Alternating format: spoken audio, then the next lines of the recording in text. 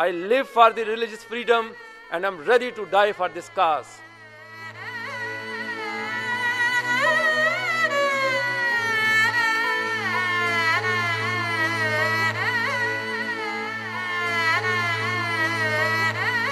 The news that Shahbaz Bhatti, Pakistan's Minister for Minorities, had been killed sent shockwaves around the world.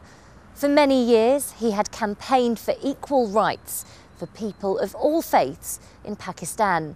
His work took him around the world, and less than 6 months ago, he visited here, Bradford Cathedral. Shahbaz Bhatti was the only Christian minister in the Pakistan government's cabinet. He strongly believed that people, regardless of their religious beliefs, should be treated fairly. But he also knew that his views would cause anger and controversy. Shahbaz Bhatti had received death threats. Those threats turned to reality when he was gunned down in the capital, Islamabad. His murder sparked outrage and condemnation.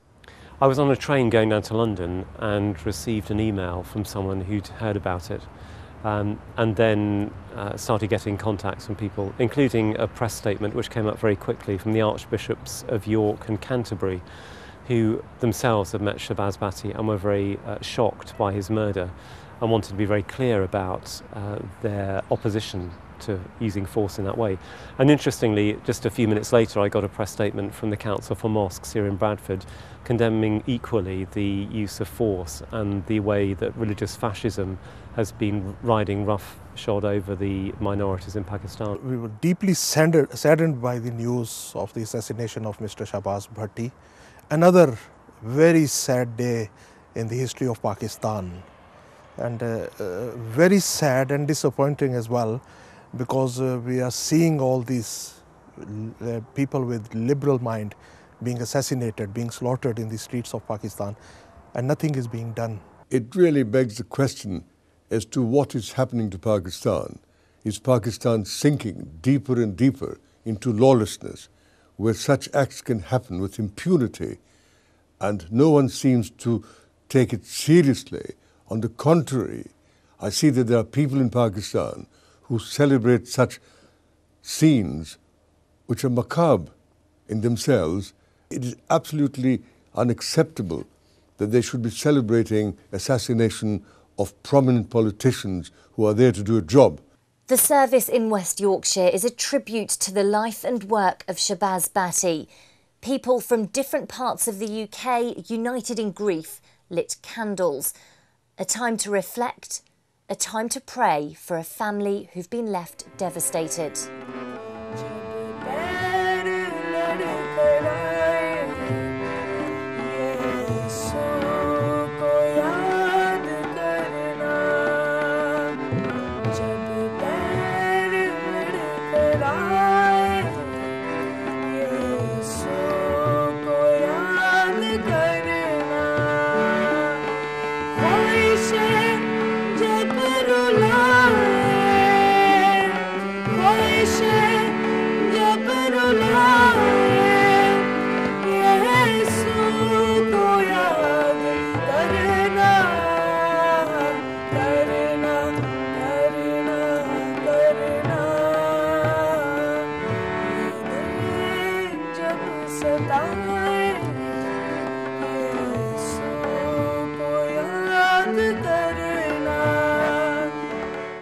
The news that we heard about Shahbaz Bhatti being assassinated, absolutely shocking, absolutely horrified. So we're here really just to show solidarity really with one another. Which is quite shocking for us. It belongs to the minority group, and it was definitely a big sudden shock for us. Well, Shahbaz Bhatti he stood up for the Christians, and when we heard about his death, it was very devastating. It was like a big blow for the Christian community in Pakistan. And we're all sad that he's gone, and we miss him, that he's not with us anymore. Horrified and very, very shocked, yes. And this service tonight, how have you found it? I think it's really good that the Christian community, the Pakistani Christian community, have got together, but not just that, that there have been English Christians got together as well, and I think that's really good that we've all shown solidarity together. Mr. Bhatti had spoken out against Pakistan's blasphemy laws, which he said were being abused to persecute religious minorities. Leaflets left at the scene of the killing described him as an infidel and warned others who opposed the law that the same fate awaits them. Mr. Bhatti came to the UK after an invitation from the Archbishop of Canterbury. Dr. Malik enjoyed meeting him in Bradford. So I went to the cathedral, and there were a few people, and I was asked to say a few words, and I spoke, and because of the pain that we are feeling as a result of the terror attack on our mosques and slaughter of about 86 members of our community, I used some harsh words as well. But he was very generous. He was very sympathetic. He was a professional person. You know, I found him very professional. He understood what I was saying. He also understood about his jobs. He was doing lots of things. And during that trip to the UK, he was interviewed by Pukaar News. He said he wasn't fazed by the death threats from extremists. The minority are facing challenge, and this is the challenge that in Pakistan all the peace-loving people are facing. But these threats are part of that militant conspiracies and their own devilish agenda to stop everyone who raise the voice for justice, who raise the voice for religious freedom, who raise the voice for equality. So I don't afraid from that, because my commitment is till my last drop of blood for this country, for the people of Pakistan, and especially for the minorities of Pakistan. So for me, I have taken this responsibility as a mission and as a part of my dedication, and I'm committed with that. For many years, minorities in Pakistan have faced countless attacks. People have been killed, houses burnt, and places of worship desecrated. Mr. Bhatti angered hardline groups when he defended a Christian woman, Asiya Bibi, after she was sentenced to death in November for allegedly insulting the Prophet Muhammad.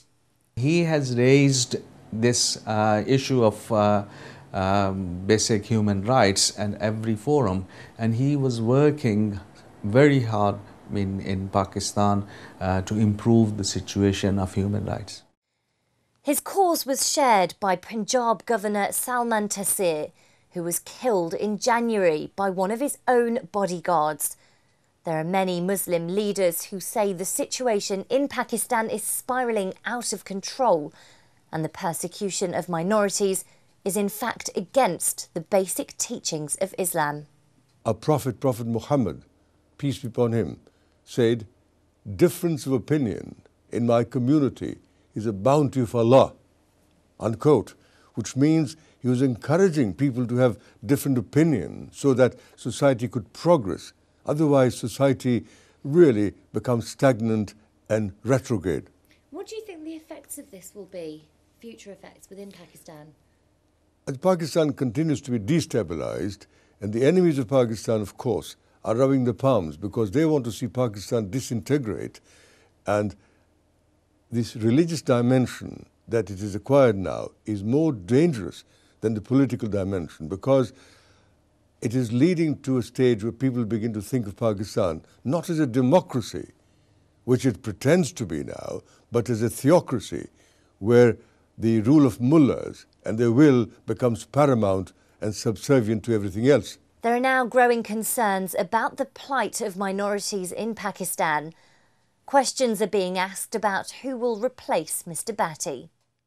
Well, we're hoping that they will replace with somebody, but whether somebody will, they take his place, we're not sure. So you don't know if we don't know who we're going to, replace, because obviously whoever is going to replace his place, his life might be in danger as well. He was the only person from the minorities who is a member of parliament, who was actively engaged, proactively engaged in Minorities Alliance, and who had guts to stand up, and accept that job. Because even accepting that job is, becoming like offering yourself to be killed. The international community is still coming to terms with the death of Shahbaz Bhatti, and because he touched the lives of so many in different parts of the world, there'll be more services like this one from London to Lahore. I'm Anna Moran in Wakefield for Pukaar News.